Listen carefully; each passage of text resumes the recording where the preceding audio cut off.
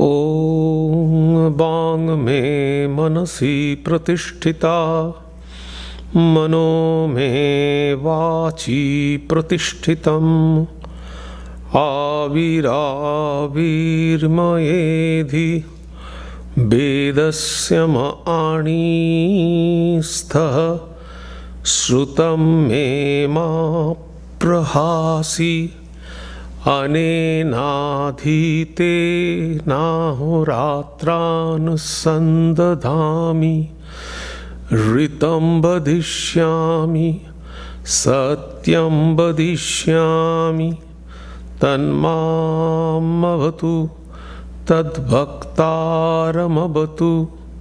अवतु माम् अवतु भक्तारमवतु भक्तारम्। ॐ शान्ति शान्ति शान्ति हरिः ॐ।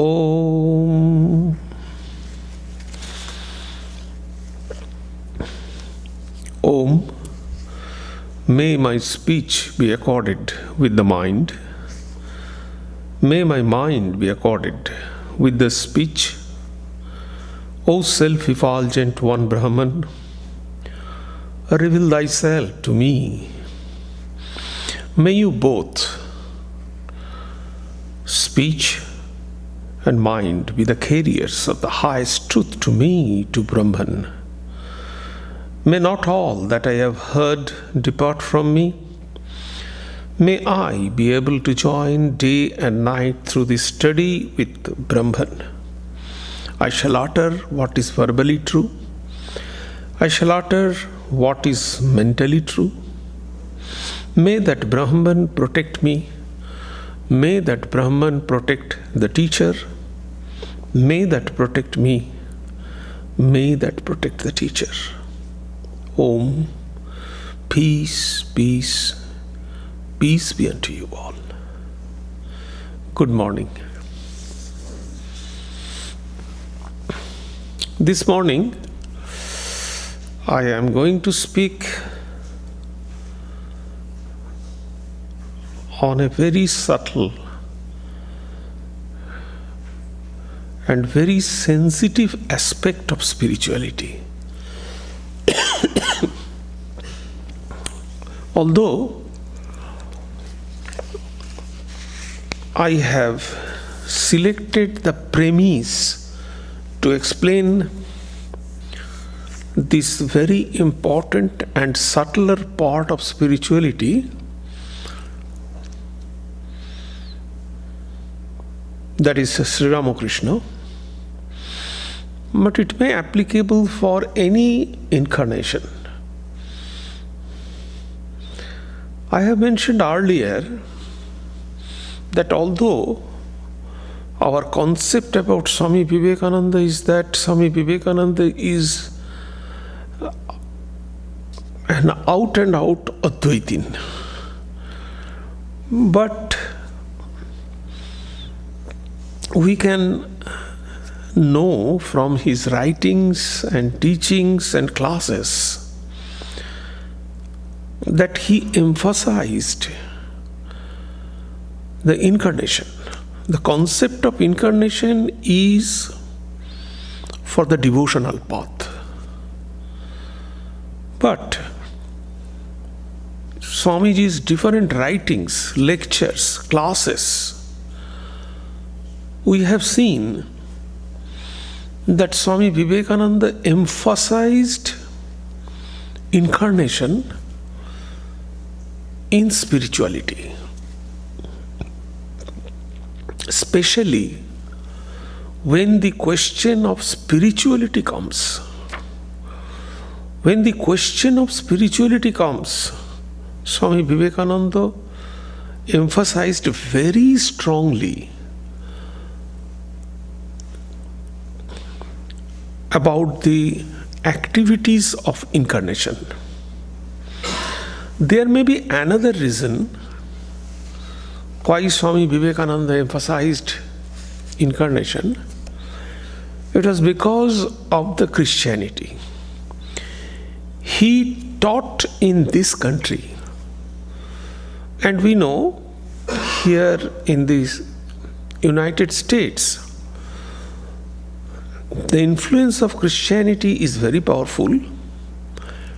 And as a result, Swami Vivekananda gave emphasis and tried to let the people understand that what is the importance of incarnation and how can we get our spiritual benefit from the significance of incarnation. In Upanishad, especially in Rig Veda, we find one verse. We know that the Vedas or the Upanishads, they are very specific, and they are moving on to very simple question. The disciple is asking very simple question to the teacher, very normal, simple question, but a deeper question.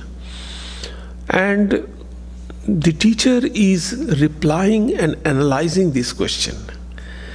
If you go through any Indian scriptures, you can find that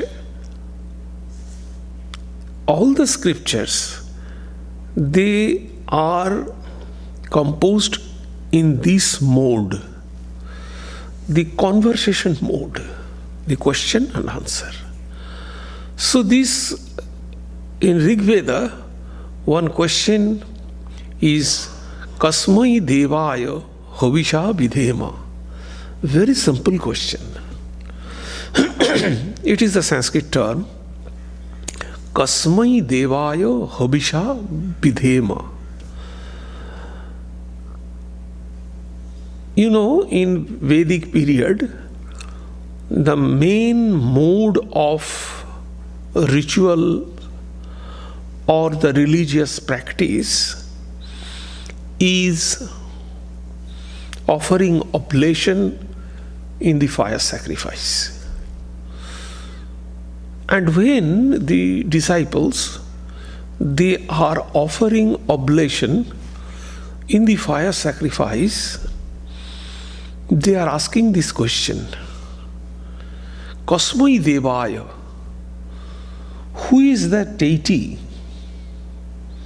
to whom we offer the oblation? We are offering oblation in the fire. But who is that deity for whom we are offering that? Very simple question. Kasmai Devaya, who is that deity? Hobisha. Hobisha means the oblation which we are offering to the fire sacrifice is called Hobish. Hobi. So Hovisha Vidhema, for whom we are offering this oblation. Who is that deity? So this question is very pertinent question. And this question we can ask for anything. We have selected the premise of Sri Ramakrishna, the incarnation. Now, if we ask this question, who is Sri Ramakrishna? It is a very clear question. The answer can be given in different ways. As for example, he was the son of such and such person, he was born in such and such places, and he did such and such work in his lifetime. He taught this and this principles. So this is one type of explanation what we can do. All are physical. But from the spiritual perspective, if we think this question, that who is, in other case, who is God or goddesses? Any God or goddesses. Who is that? From intrinsic perspective, if we search this thing, have we searched any time? Is this question any time arose in our mind that whom we are praying, who is he or she? What is their real nature? We can see in the picture their form. It varies from picture to picture. It varies from God and goddesses to God and goddesses. But the question is, who are they? What is the real nature? So from here, the spiritual search, spiritual life starts. What is the importance of incarnation? Here is the importance of incarnation. Actually, silently, the incarnations, they enter into our heart. It is a kind of divine invasion. There is a military invasion. They enter into. So it is a kind of divine invasion. We could not understand that. We think that, okay, we read some books and that influences. We heard some lectures, that influences. I heard the lecture of that Swami, and he's a very powerful orator, so I am the follower of his lecture, and that influenced me to become the follower of such and such incarnation.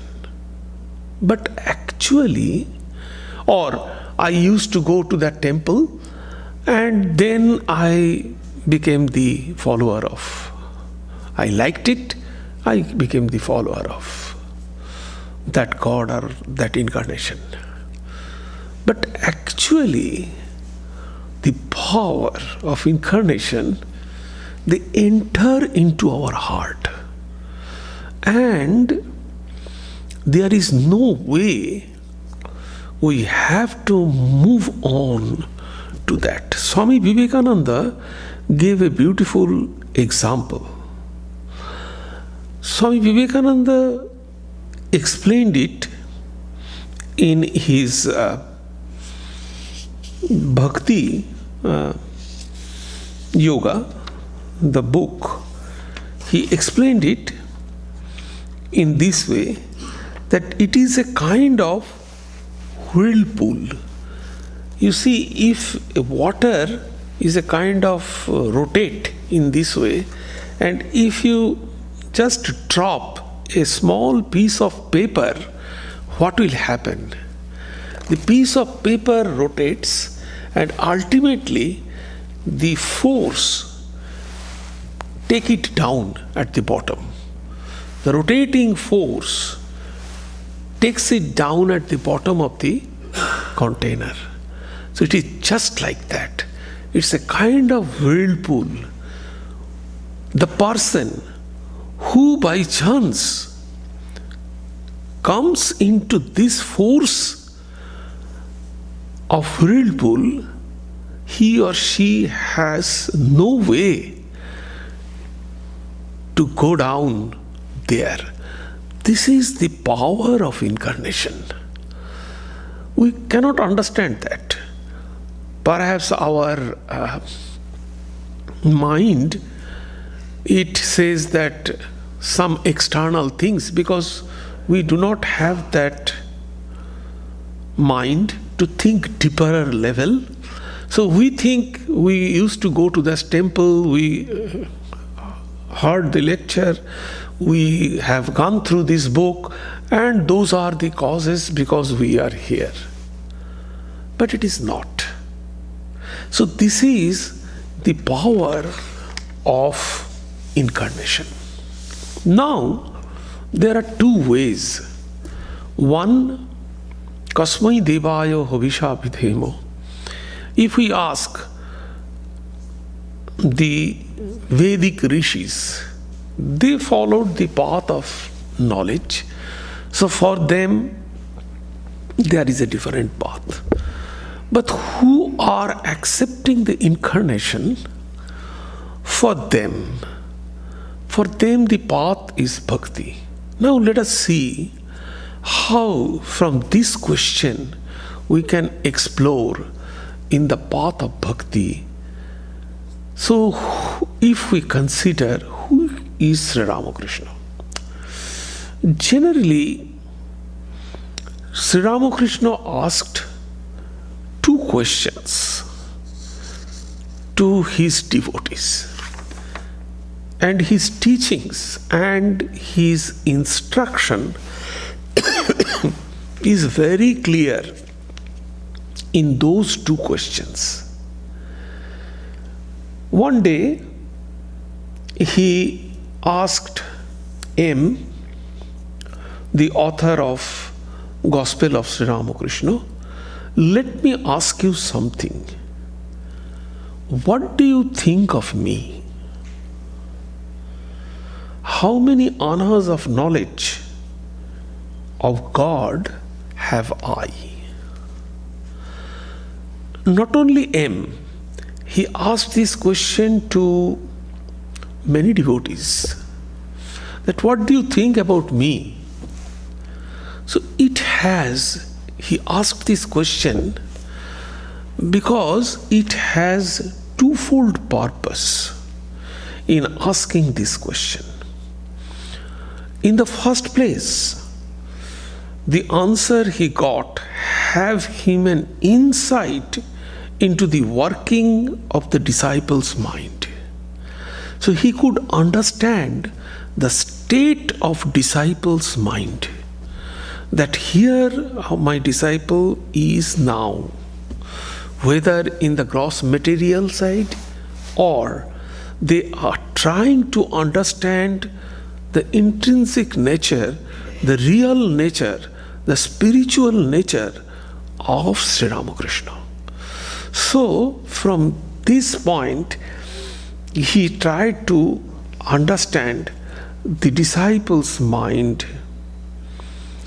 And secondly, the question was calculated to stimulate the disciple's mind to make an effort to understand the person whom he adored. So it actually burned the flame in the mind of the disciple that you should proceed in this route. So you have to understand, who am I? So to whom you are adoring. It is not the physical nature, it is not the son of that, it is not the historical perspective, but the real spiritual nature. To whom you are searching for, what you are searching for. So this is the second purpose of this question.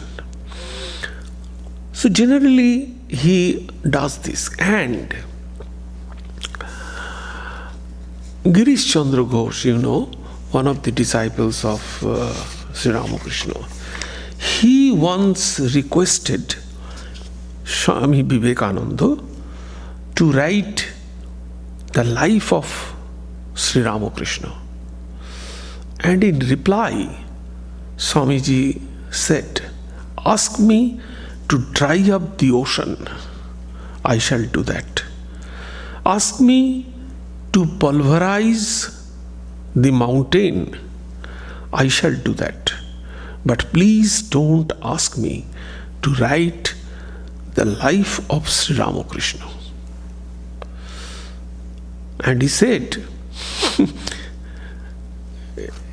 if I write this, I would like to draw a picture of Lord Shiva, probably it may go in other direction to become a monkey.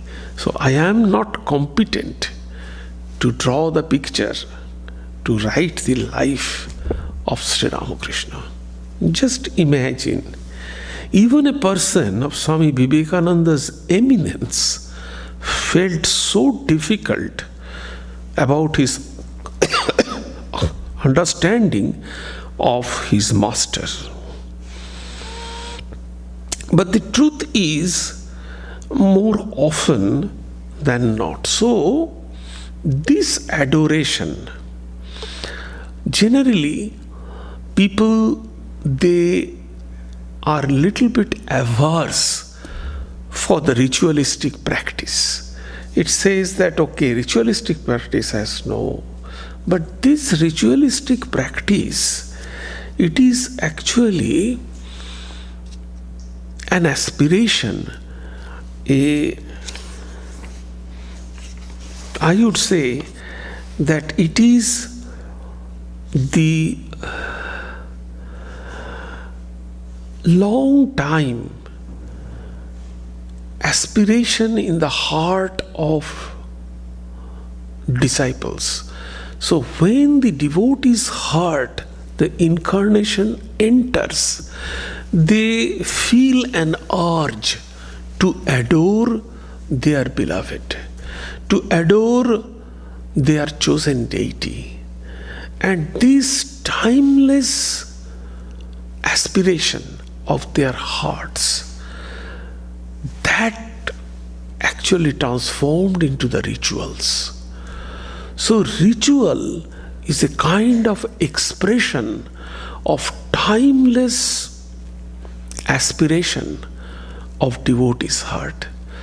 And this aspiration, because of this timeless aspiration in the heart of devotees, actually the incarnation takes the form of human being. It is always said that incarnation takes the form of human being out of grace, out of love for their followers. So, the next point is this. In the life of Sri Ramakrishna, we can find that always there is some aura of mystery. Always we find in the life of Sri Ramakrishna that it is very difficult to come to a conclusion from the life of Sri Ramakrishna. Take the example from his birth. So, his father was going to Gaya for giving some rituals, for doing some rituals for his father. On the way, he was tired and he was sleeping under a tree.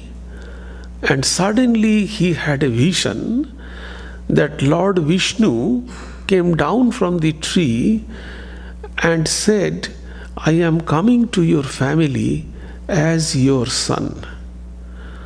So he was little bit wonderstruck and said, I am a poor Brahmin. So how can you, how can we, respect you, host you? It is difficult. But anyway, it was the dream or some vision.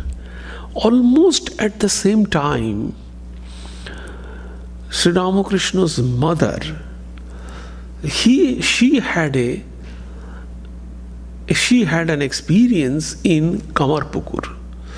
So in Kamarpukur, there is a small Shiva temple which is called Yogi's Shiva temple. One Shiva Lingam is there, still now it is there. So she was passing in front of that Yogi's Shiva temple, and suddenly she experienced that a beam of light is coming out from Jogi's Shiva temple, from the Shiva Lingam, and it engrossed her full body, and she experienced that she is conceiving. She has conceived and she is carrying a baby. So at the same time it happened.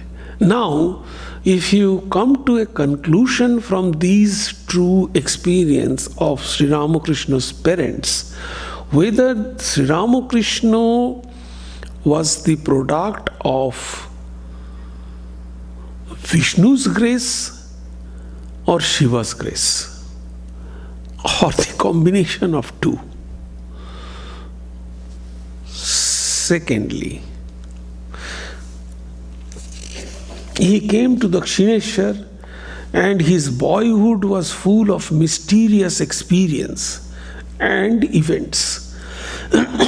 Practically, the whole of his youth was spent in spiritual practices, the intensity, diversity, and amplitude of which have no parallel in the history of hagiology.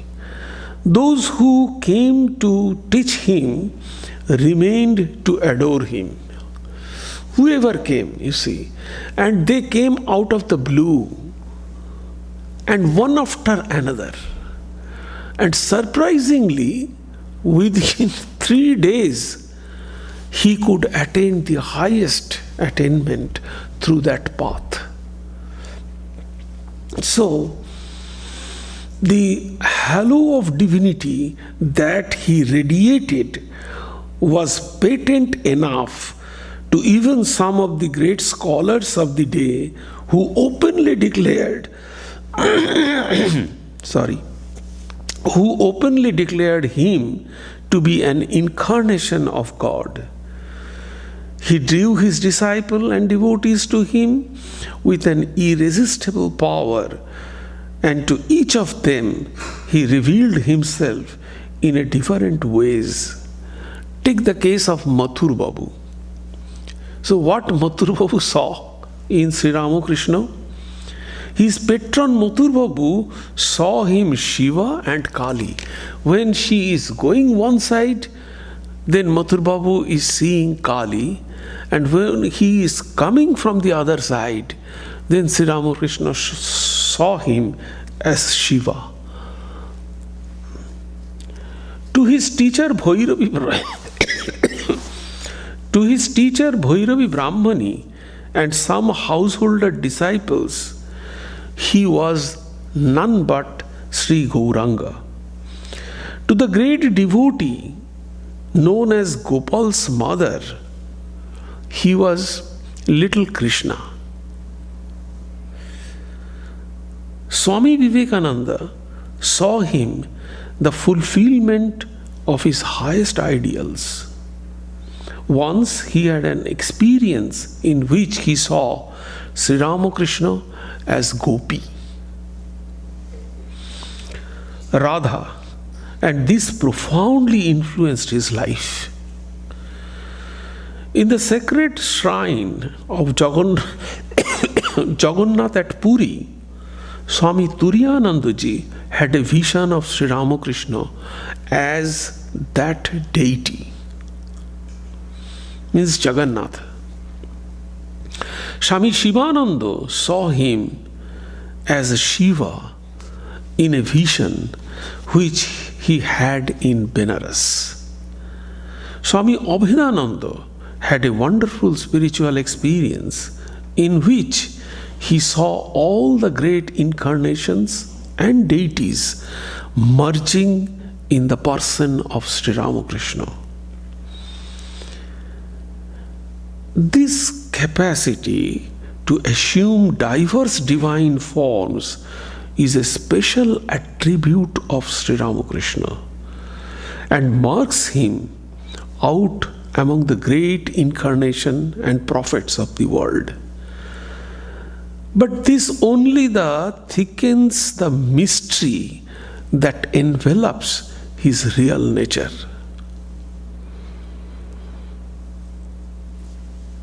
So from the beginning we find that there is the aura of mystery covered Sri Ramakrishna's life.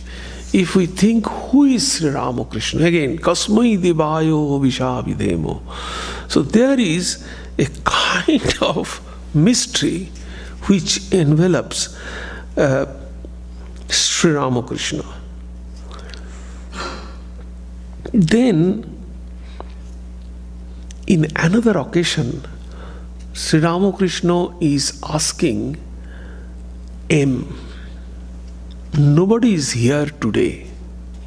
Let me ask you a question.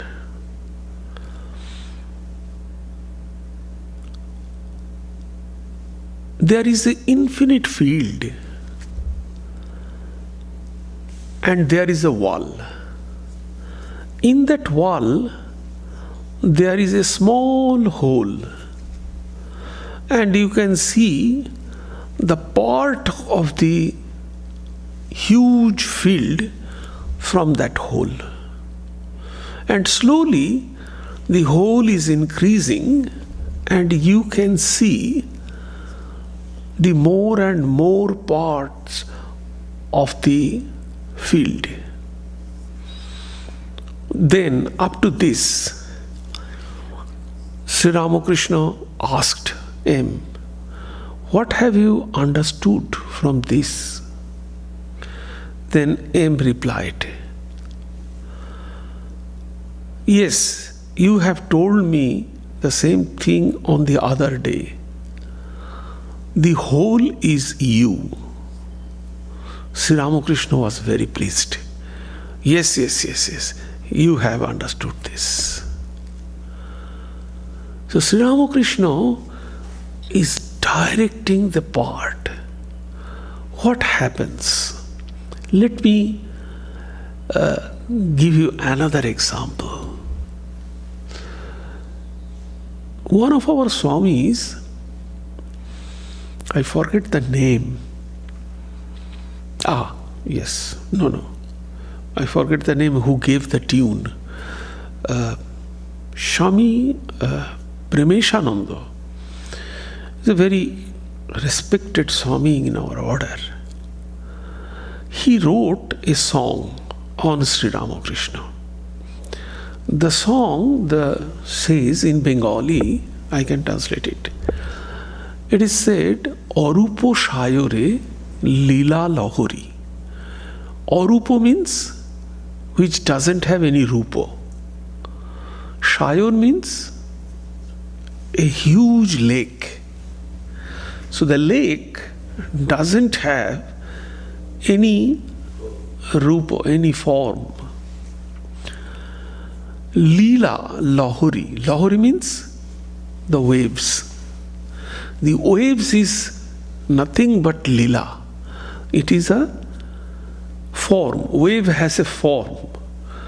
So wave is the lila, divine play. When there is a divine play, you are taking the form. But in reality, you are without form. Arupo Shayore Lila Lahori. Utilo mridulo kripalu bai, or means how these waves are formed. Waves are formed because of the wind. Now, these winds are kripa, grace. These winds are only grace. So out of grace, the form is developed. So when actually I am infinite, but I am taking the form out of grace, because the followers, the devotees, they cannot understand. They cannot understand the infinite form of me. So because of that, I am out of grace, I am taking the form. Adi antohin akhonde bilin, mayaye dhorile manobokaye. Adi Antohin, it is infinite, eternal. Adi means the beginning and Anto means the end. There is no beginning and end. Which doesn't have any beginning and end, that is infinite. So, Adi Antohin Akhande Bilin. Akhanda means you cannot be differentiate, you cannot be divided. So, Akhanda, you are eternal one.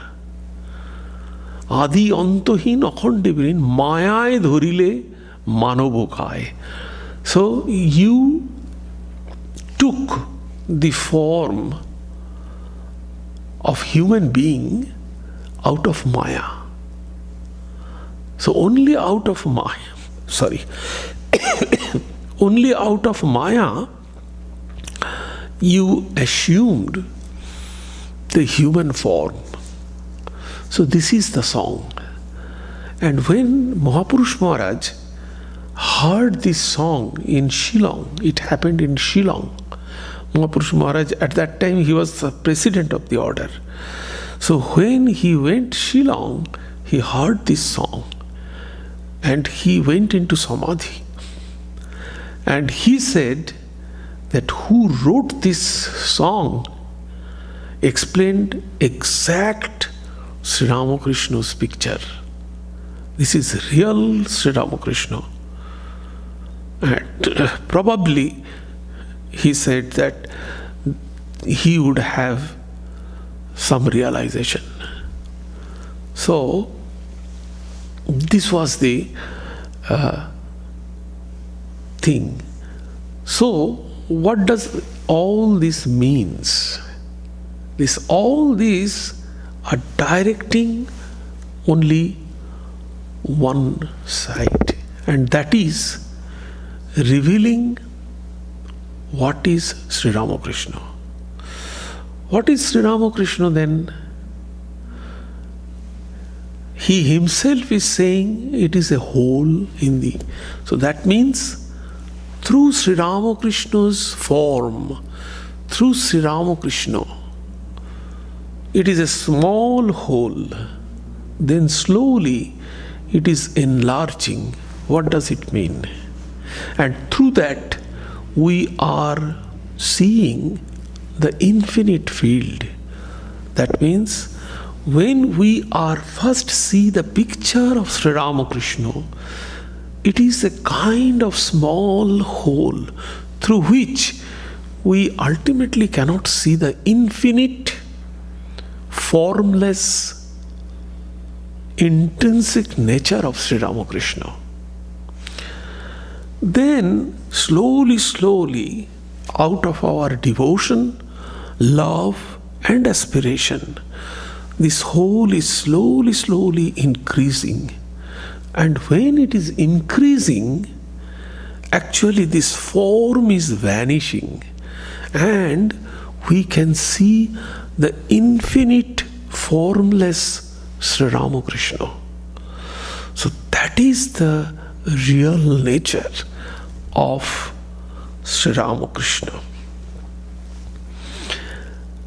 Exactly the same idea you see the song that it described, that he is in reality the infinite, the one, but out of grace he assumed the form and he revealed himself through Maya, the human form.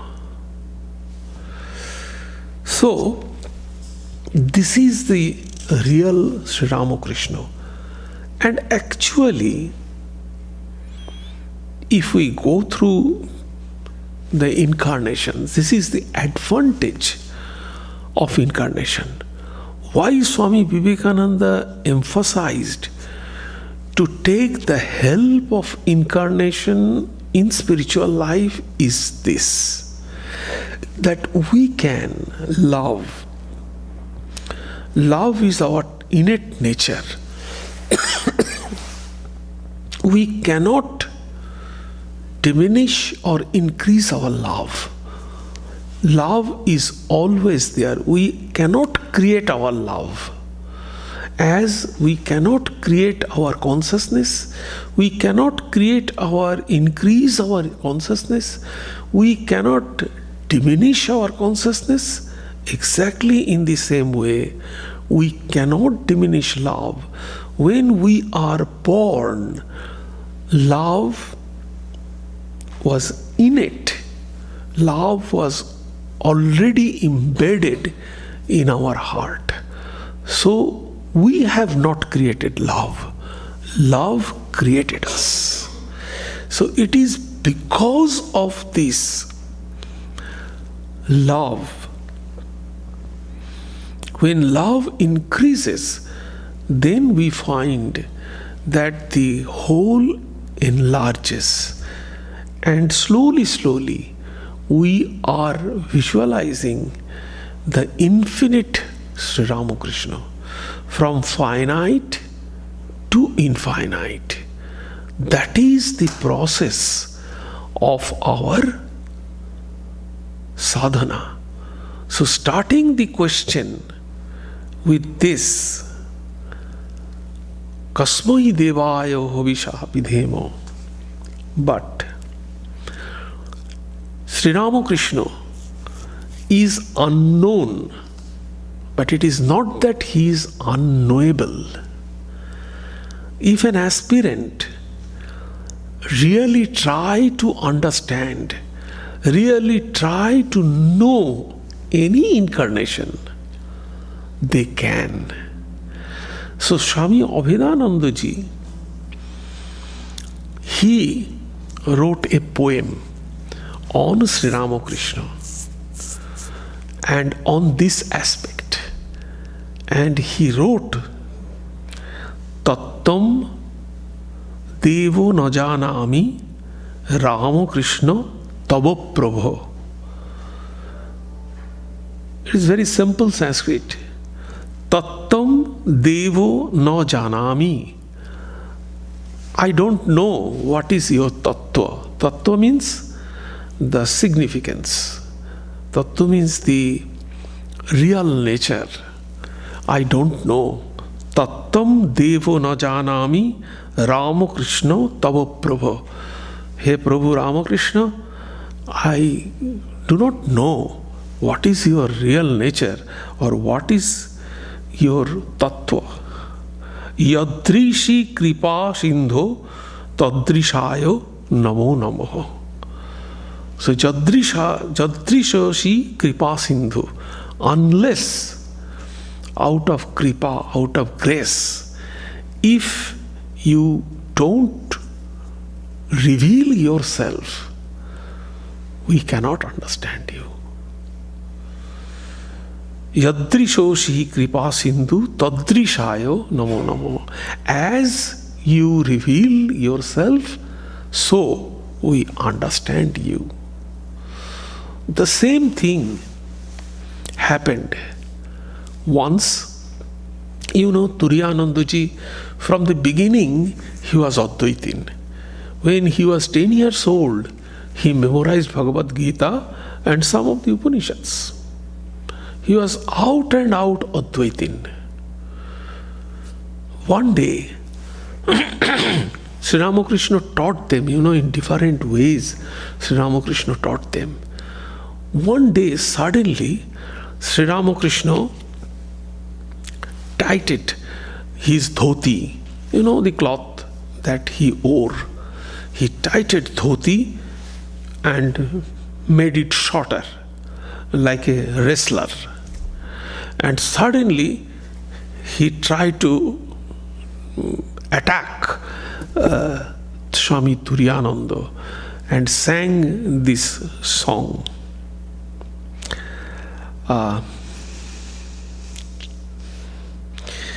It is also extremely significant. Ore Kushilab, Korish ki Gaurab, Dhara na dile, Parish ki dhorite. So it is in Bengali. Ore Kushilab. Kushilab means oh, you are the great person. Kushilabh means the great, those who are artists and heroes.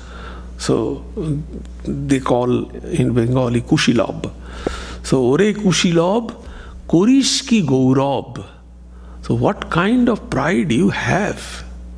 You may be the great hero, but what pride you have? Dhara na dile, parish ki dhorite. So if I do not reveal, can you catch me? So there is another song is there, but this is towards Muhammad Ali. Catch me if you can. So he flies like a butterfly in the ring. So exactly the same thing. So catch me if you can. Turiyananda ji afterwards, he disclosed that on that day, hearing that song, my eyes was opened. Because he was Advaitin. His idea was that yes, by logic, by rationality, I can attain. But when Sri Ramakrishna sang this song before him, he said, the veil of my ignorance removed. So he could understand that his effort is zero. Unless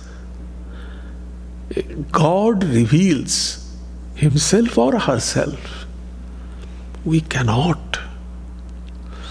Sri Ramakrishna again and again taught us these things, that you have to accept the Maya. You cannot ignore Maya. You have to accept Maya. And you will bow down in front of Maya and pray to Maya, that Mother Maya, please remove obstacles from my spiritual path. Again and again. And that was why in Sri Ramakrishna's life we find the Totapuri. He had that kind of teachings, that he never and ever accepted Maya. But it is the fact that whoever came to Sri Ramakrishna as a teacher, they taught something. So what Totapuri taught? Totapuri taught that one has to obey Maya. What happened? He had a tremendous stomach ache. So he was Advaitin. He did not accept the body concept. So he said nothing happened. The body is, but it was a terrible stomach ache. Then he said, oh, I am perturbed by the stomach ache. Okay, I shall leave my body. So he went in Ganga and wanted to leave his body because he is Advaitin. He did not have any kind of attachment with his body. But he could not. The more he went deeper and deeper to the Ganga, he could not find that he could sink. So he's always, the water is up to his waist. He could not find water to be drowned. So see, this was the condition. So this teaching, so ultimately, what is the Kasmai Devayo Hovisha Vidhamo? If I ask you, we have to, this is the way To go deeper into spirituality, we have to ask what we are searching. What is that what we are searching for? Go deeper into that. Start with a form and then formless. Finite to infinite. The story that Sri Ramakrishna explained, the one and the whole, the song Arupo Shayari Lila Lahori, the wave and the ocean, and go deeper and deeper. But still, Avedanandaji's poem, Tattam Devo Na Janami, Ramakrishna Tavo Prabho, Yadrishoshi Kripa Sindhu, Tadrishaya Namo. O Lord, I don't know your real nature. Whatever be the truth you reveal yourself in, to that I offer my salutation again and again.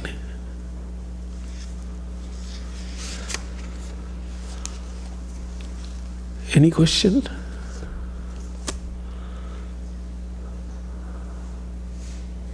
Yes.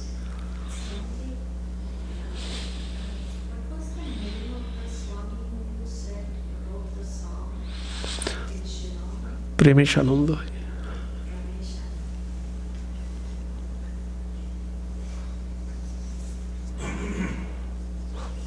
Ramesh. His name was Indra Protestant. Pre-monastic name. This song impressed Swami Shivananda so much that Swami Shivananda gave him sannyas when Indra was 45 years old against the complaint of many other monks. Yes. Initially you mentioned that it's the love of the devotees that the reincarnation happens. What does this love actually mean? Why don't you take this opportunity to listen love in another full lecture? Hold your curiosity. Full lecture on love.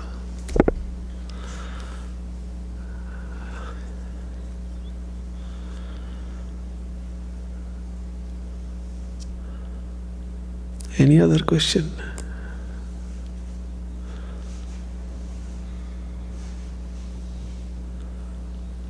Okay. Om Sarve Bhavantu Sukhinah, Sarve Santu Niramaya, Sarve Bhadrani Pashyantu, Ma Kaschit Dukkham Apnuat, Sarvastarotu Durgani, Sarvo Bhadrani Pashyatu, Sarva Sadbuddhimapnotu, Sarva Sarvatra Nandatu, Durjana Sajjano Bhuyat, Sajjana Shantimapnuat, Shantamucchete Bandhebhyo, Muktaschanyan Vimochayet. May all be happy, may all enjoy good health, may all see happy events, may all be freed from miseries, may all be freed from dangers, may all realize what is good, may all be actuated by noble thoughts, may all rejoice everywhere, may the wicked become virtuous, may the virtuous attain tranquility, may the tranquil be free from bondages, may the freed make others free, may the Supreme Spirit, the presiding deity of all sacred activities, be satisfied, for He being pleased, the whole universe feels satisfied. Peace, peace. Peace be unto you all.